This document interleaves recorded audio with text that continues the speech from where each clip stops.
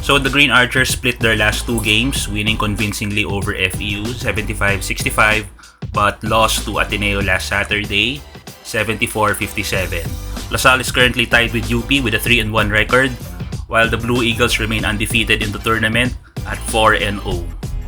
And based from what we've seen so far, the talent is definitely there. But gaya ng sabi namin sa last video namin, it takes time together for a team to become really familiar with each other and also to the system that Derek Pumarin has devised.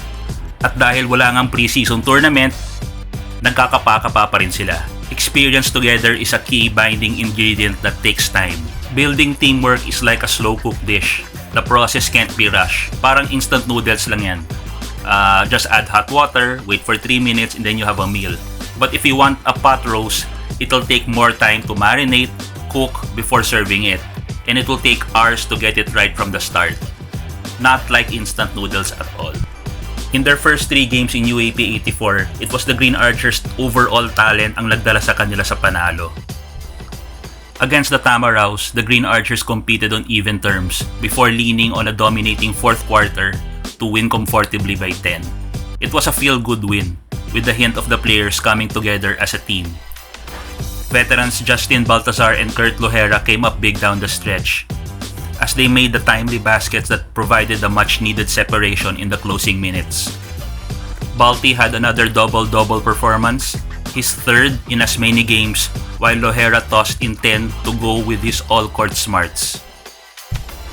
Mark Nonoy electrified the team with his contributions from long range, going 5 out of 8 from beyond the arc, while Michael Phillips provided the energy and hustle in the paint, pulling down 16 boards. And more importantly, effectively neutralizing FEU import Ojula in the second half. Heralded FEU rookie RG Abarientos was also shackled by the Archers defense and was limited to 9 points after averaging in double figures in their past games. After that win over FEU, medyo umasa kami na maybe, just maybe, na baka ma-upset na natin yung Ateneo this time around. Unfortunately, that wasn't the case, as the vastly more experienced Blue Eagles still prevailed thanks largely to a strong second half performance. The Archers competed on even terms for 2 quarters, staying close behind stretches of sterling defense but lapsing into intermittent miscues on both ends. But it was close. In the third quarter, however, the full court pressure of Ateneo started to take its toll, resulting in several Archer backcourt errors, particularly off-baseline inbound passes after an Ateneo score. The turnovers allowed the Blue Eagles to score in bunches and create separation, and the Green Archers never recovered. Ateneo packed the paint, daring the Archers to hit from outside and deploy work as the tough team only made 5 of 24 from beyond the arc. Balti was smothered whenever he attempted to work his way close to the basket, and without any other offensive threats from his teammates to draw the defenders from him, he could only contribute 2 baskets out of 10 attempts. Nonoy was unable to recapture his touch from the outside. Deshaun Winston missed all 5 of his 3-point attempts and was likewise limited to just 6 points. Michael Phillips was literally everywhere in the first half, blocked 3 shots but seemed to run out of gas in the second half. He nonetheless finished with 13 points to lead the Archers in scoring, and he appears to show tremendous improvement every single game. If we look at the stats, especially sa defense, halos pantay lang eh. Rebounding, Ateneo 46, LaSalle 44. Steals, Ateneo 9, LaSalle 8. Turnovers, mas marami pa ang turnovers ang Ateneo, 17, LaSalle 16. So what exactly was the difference maker for the Blue Eagles in this game? It was points off turnovers. Ateneo made 15 points, while LaSalle just made 5. Another glaring stat we have here is uncontested field goals. Ateneo made 23, while LaSalle just made 5. Several times the Blue Eagles would get by his defender and make his way to an uncontested layup. No secondary cover, no rim protection yet.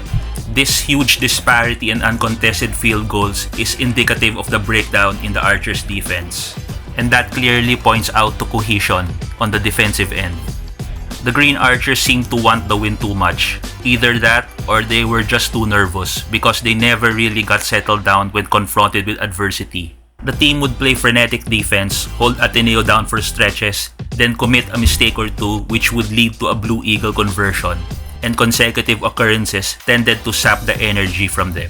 So once again, let us all be patient with the Green Archers at this point.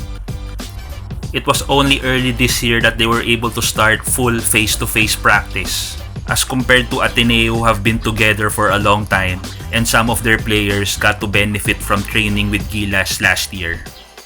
And at the same time, wala pang pre-season tournaments for them to play competitively as a unit. Our team is composed of a bunch of talented individuals who have yet to really mesh with one another. The teamwork is still a work in progress on both ends, but we're seeing more and more of the good stuff. There are gaps though, and that's where the team has been vulnerable. Scrimmages and tune-up games can never simulate the actual experience against a UAAP team. How they bounce back from this loss to Ateneo will be a good indication of how far they can go. And from where we sit, it will be quite an interesting journey which will probably have a good result in time.